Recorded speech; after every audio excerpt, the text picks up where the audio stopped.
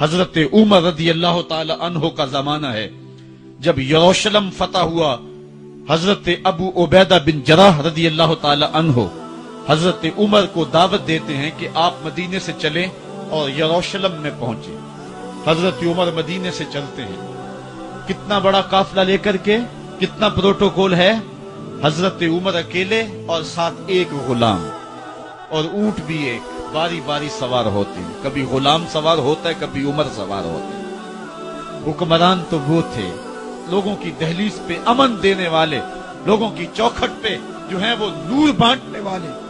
آج کے حکمرانوں نے تمہیں رمضان المبارک کے اندر لوڈ شیڈنگ کا پیکج دیا ہے، اور آج بچے بھی تڑپ رہے ہیں اور جوان بھی سسک رہے ہیں، اور ماہ سیام میں جن اذیتوں میں قوم کو مبتلا کر دیا ہے وہ کسی سے مخفی نہیں ہے۔ اور تمہیں میں حضرت عمر کی کہانی سناؤں۔ حضرت عمر دن کو تخت حکومت پہ بیٹھتے تھے، اور ان کا تخت کو سونے زبرجد کا نہیں تھا، مسجد نبوی کی چٹائی تھی، اور سارا دن وہاں بیٹھ کے لوگوں کی باتیں سنتے، اور جب رات کے اندھیرے گہرے ہوتے عمر بھیس بدل کے مدینے کی گلیوں کا گشت کرتے۔ کہا تمہارے گھر سے دھواں نکل رہا ہے اور بچے رو رہے ہیں، ان کو کھانا کیوں نہیں دیتے؟ کہنے لگی عمر کی جان کو رو رہی۔ عمر کے پاؤں تلے سے زمین نکل گئی۔ کہا کیا ہوا؟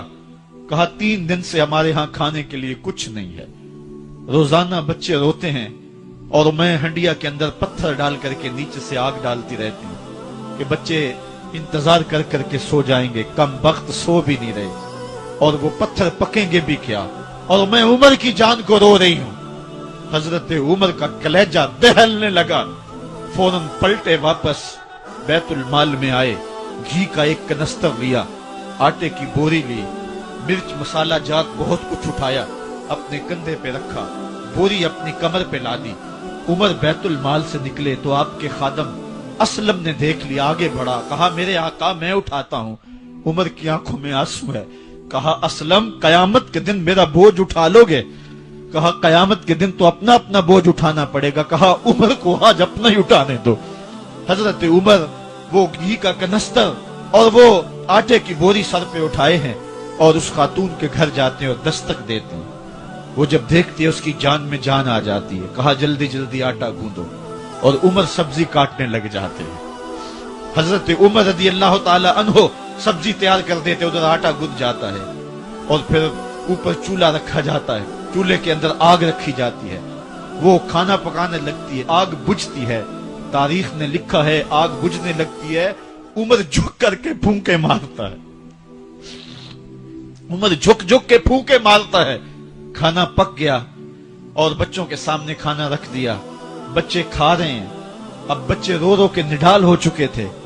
حضرت عمر اپنے ہاتھوں کو اور اپنے گھٹنوں کو اور اپنے پاؤں کو زمین پہ لگا کے، جس طرح بکری کا بچہ چلتا ہے، ویڑے کے اندر کبھی ادھر چلتے ہیں کبھی ادھر چلتے ہیں، تاکہ بچے مجھے دیکھ کے خوش ہوں اور دل میں کہتے عمر جتنا رلایا ہے اب اتنا ہنسانا بھی پڑے گا۔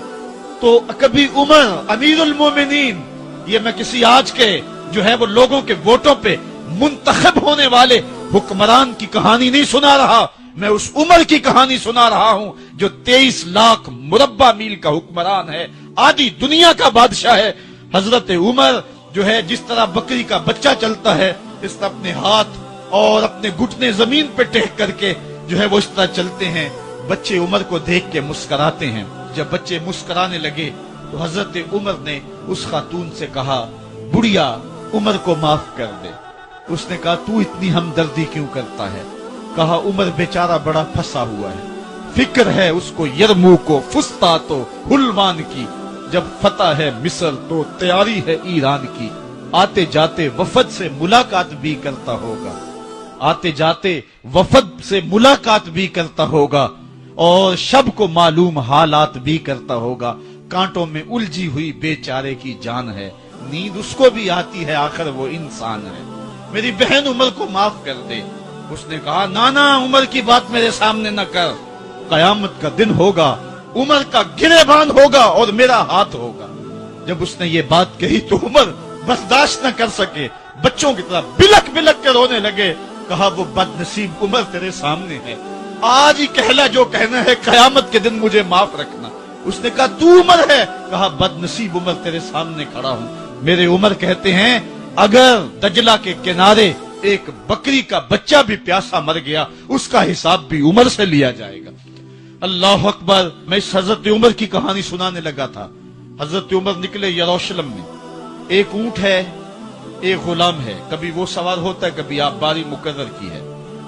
جب قریب پہنچے یروشلم کے تو عمر کی باری نکیل پکڑنے کی اور غلام کی باری اوپر سوار ہونے کی آ گئی۔ غلام نے کہا آقا میں مرضی سے اپنی باری چھوڑتا ہوں، آپ آ جائیں، دشمنوں کے مفتوحہ علاقے میں آ رہے ہیں، تازہ تازہ علاقہ فتح ہوا ہے، اسلام کی شان و شوکت ظاہر ہو۔ عمر نے کہا اسلام کی شان و شوکت ایسے ظاہر نہیں ہوتی ہے، اپنی باری پہ تم بیٹھو گے، اپنی باری پہ میں بیٹھوں گا۔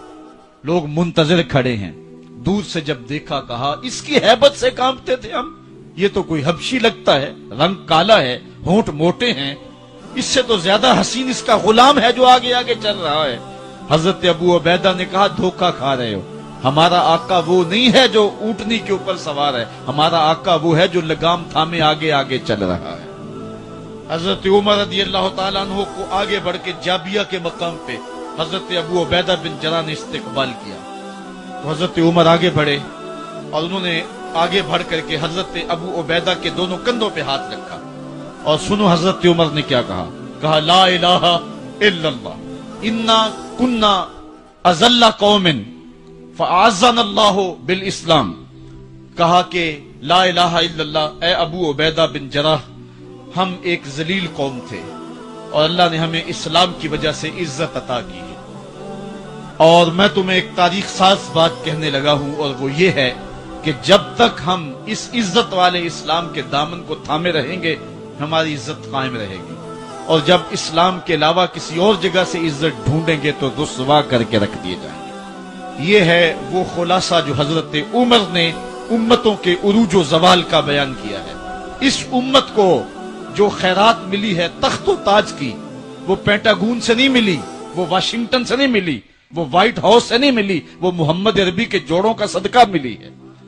اس لیے جب ہم نے اسلام سے انحراف کیا، پاکستان حاصل کیا گیا تھا، پاکستان کا مطلب کیا؟ لا الہ الا اللہ۔ ہم نے اس نعرے کو چھوڑ دیا ہوا ہے، ہم نے انحراف کر دیا ہے۔ آج ہماری نظریں مغرب کی طرف لگی ہیں کہ تخت و تاج اس سے نصیب ہوتے ہیں اور دنیا کے اوپر ہم رسوا ہو کے رہ گئے۔